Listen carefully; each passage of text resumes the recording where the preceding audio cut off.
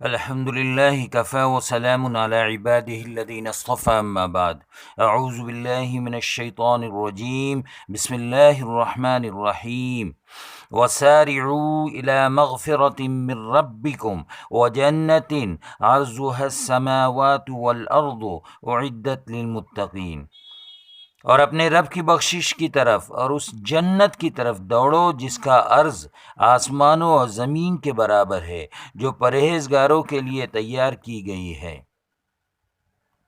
محترم بزرگوں اور دوستو، ماہ مبارک رمضان ہم پر اپنی تمام تر رحمتوں اور سعادتوں کے ساتھ سایہ فغن ہے۔ اب آخری ایام چل رہے ہیں، ہر طرف برکتوں اور نوازشوں کی برکھا ہو رہی ہے، بخشش و مغفرت کا سیلاب امڈا ہوا ہے، اور نیکیوں اور تقوی شعاری کی باد بہاری چل رہی ہے۔ آئے آگے بڑھیں، گناہوں سے توبہ کریں، معاصی سے باز آ جائیں، نافرمانیوں کا راستہ بدل دیں، کجدائیوں کو ترک کر دیں، اور اپنی زندگی کے کشتی ویرا میں ایمان و یقین کے باغات لگائیں، عبادت ریاضات کے ہزار رنگ گل بوٹے سجائیں، اور اعمال صالحہ کے نور سے حیات مستعار کے تاریک گوشوں کو جگمگائے۔ خاص طور پہ ماہ سیام میں اعمال صالحہ کے بے بہا اور اضافی مواقع، سنن، نوافل، قیام اللیل، تلاوت، تسبیح، صدقہ، خیرات، پڑوسیوں، غریبوں، محتاجوں کی خبر گیری کے صورت میں جو بھی میسر آئے نیکیاں، ان سے بھرپور فائدہ اٹھائیں، اور اپنے مولا کو راضی کر کے دنیاوی و اخروی سعادتوں کے مستحق بن جائیں۔ جلدی کریں، کہیں دیر نہ ہو جائے، اور رہی صحیح پونجی بھی کہیں چھن نہ جائے۔ برادران محترم، بہت معاصی ہو چکی، گناہوں میں لت پت ہونے کے باوجود ہم کامیابی اور کامرانی کی امیدیں باندھے بیٹھے ہیں۔ دراصل یہی ہمارا بھرم ہے کہ معاصی اور رب کی نافرمانی کی وجہ سے ہمارے اوپر مسائل، مشکلات اور فتنوں کے نت نئے دروازے کھلتے جا رہے ہیں۔ زمین اپنی وسعتوں کے باوجود ہم پر تنگ ہوتی جا رہی ہے، ہم دن بدن پستی و بے وقاتی کی طرف بڑھتے جا رہے ہیں، اللہ کی رضا اور اس کی قربت کے اسباب و ذرائع ایمان و اعمال صالح سے دور ہوتے جا رہے ہیں، اور یوں ہم پر محض اللہ کا خصوصی کرم ہے کہ ہم اور ہمارا وجود باقی ہے، ورنہ ہم اپنے قول و کردار کی وجہ سے اس لائق بھی نہیں ہیں کہ اس کی زمین پر رہ سکیں۔ اس لیے ہمیں جلد از جلد توبہ، استغفار، اپنے گناہوں سے معافی مانگ کر بقیہ انفرادی و اجتماعی، قومی و ملی زندگی میں رب چاہی زندگی گزارنے کا عزم بالجزم کرنا چاہیے۔ لیکن دوستو بزرگوں، اس کے برعکس ہمارا معاملہ، ہمارا حال یہ ہے کہ گناہوں کا انبار لیے بیٹھے ہیں۔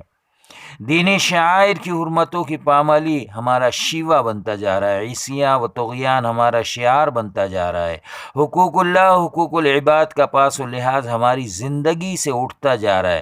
پھر بھی رب کی رحمتوں اور نوازشوں اور دنیا و آخرت کی سعادتوں کے خواستگار بنے ہیں۔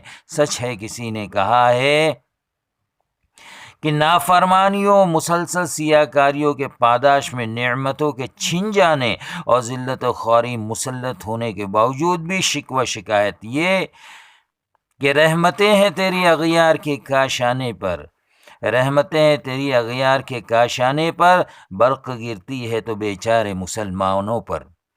جب ہم نے اپنے پالن ہار سے رشتہ ہی توڑ لیا، اس سے محبت کے سارے تقاضوں کو بالائے طاق رکھ دیا، خواہشات کے دلدل میں پھنس کر اپنی حقیقت کو بھلا دی، اپنا منصب خلافت بھی کھو دیا، اور بس نام کے مسلمان رہ گئے، تو پھر شکوہ آہ و واویلا کس لیے؟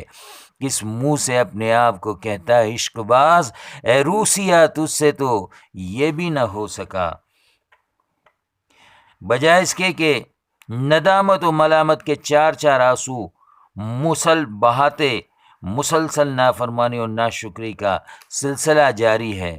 جس کا دانہ کھانا، جس کا پانی پینا، جس کی زمین پر بسنا اور جس کے آسمان کے نیچے رہنا، پھر اسی کی نافرمانی کرنا ہمارا شیوا بن گیا ہے، اور عذاب سے اور سزا و جزا سے بے پرواہ ہو کر سرے سے یوم آخرت اور مالک کون و مکان کو بھلا دینے کا کام کر کے بھی اس کے رحم و کرم کی برکھا عابدوں متقیوں صالحین کسی کامیابی کا بھرم پال لینا کتنا خطرناک سودا ہے۔